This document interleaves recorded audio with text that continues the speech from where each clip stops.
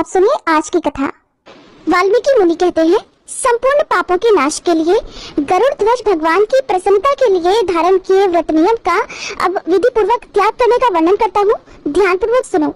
हे राजन, नक्त व्रत करने वाला मनुष्य अधिक मास की समाप्ति में ब्राह्मणों को भोजन कराए और बिना मांगे जो कुछ भी मिल जाए उसको खाकर रहने में फिर स्वर्ण दान करे।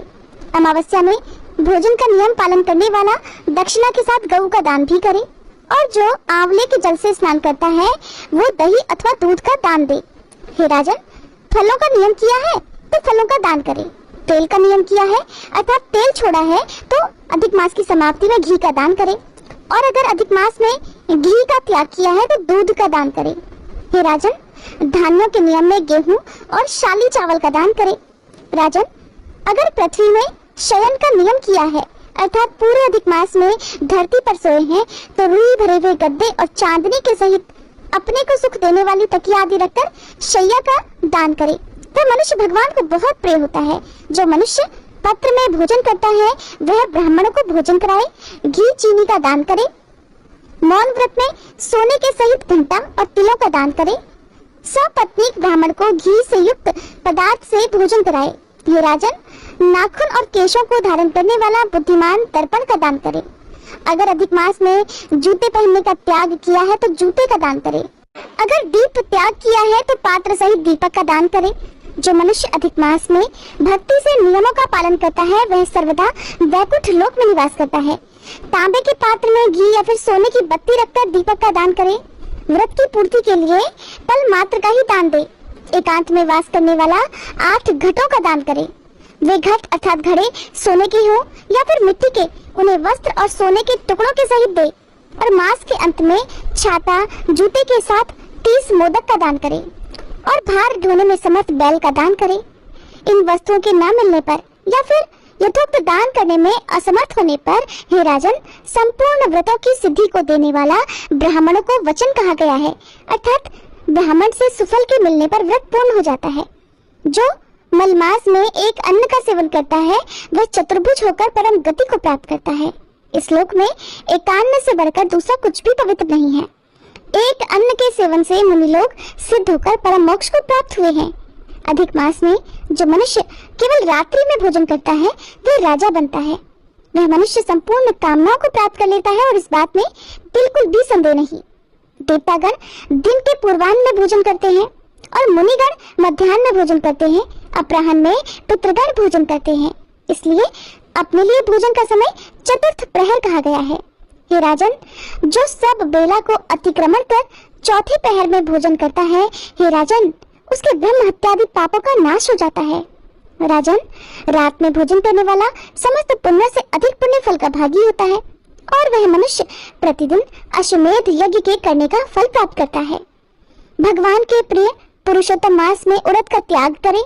वह उड़द छोड़ने वाला समस्त पापों से मुक्त होकर अंत में विष्णु लोक को जाता है।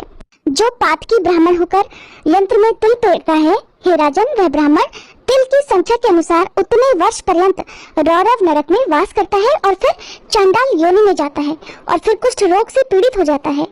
जो मनुष्य शुक्ल और कृष्ण पक्ष की एकादशी तिथि में उपवास करता है वह मनुष्य चतुर्भुज होकर गरुड़ पर बैठकर वैकुंठ लोक को जाता है और देवताओं से पूजित तथा अप्सराओं से सेवित होता है।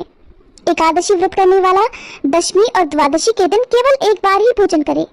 जो मनुष्य देव भगवान विष्णु के प्रत्यर्थ व्रत करता है वह स्वर्गलोक को जाता है।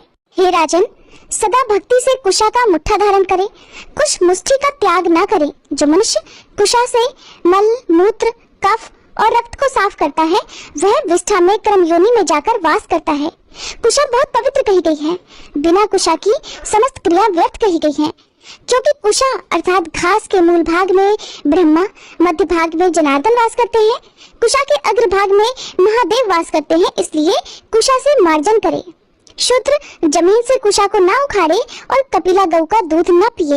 हे राजन, पलाश के पत्र में भोजन न करे, प्रणव मंत्र का उच्चारण न करे, यज्ञ का बचा हुआ अन्न न भोजन करे, शूद्र कुशा के आसन पर न बैठे, जनेऊ को न धारण करे और वैदिक क्रिया को न करे।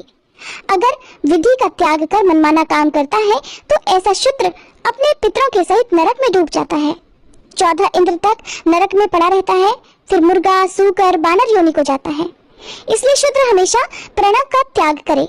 हे राजन, शूद्र ब्राह्मणों के नमस्कार करने से नष्ट हो जाता है। हे महाराज, इतना करने से व्रत परिपूर्ण कहाँ है? या फिर ब्राह्मणों को दक्षिणा ना देने से मनुष्य नरक के भागी होते हैं? व्रत में विघ्न पड़ने से अंधा और कोढ़ी हो जाता है। राजन, मनुष्यों में श्रेष्ठ मनुष्य पृथ्वी के देवता ब्राह्मणों के वचन से स्वर्ग लोक को जाया करते हैं। इसलिए कल्याण को चाहने वाला विद्वान मनुष्य उन ब्राह्मणों के वचन का कभी भी उल्लंघन ना करे। राजन, ये मैंने उत्तम कल्याण को करने वाला, पापों का नाशक, उत्तम फल प्रदान करने वाला और श्री पुरुषोत्तम भगवान को प्रसन्न करने वाला, मन को प्रसन्न करने वाला धर्म का रहस्य कहा। इसका नित्य पाठ करे। राजन, जो इसको हमेशा सुनता है या पढ़ता है वह उत्तम लोक को अवश्य जाता है, जहाँ पर योगीश्वर हरि भगवान वास करते हैं। जय श्री कृष्णा। आज की कथा समाप्त हुई। इससे आगे का वृतांत आप सभी अगले अध्याय में सुनिएगा। वीडियो अगर अच्छी लगी हो तो हर बार की तरह आज भी लाइक करके कमेंट करके मुझे जरूर बताइएगा।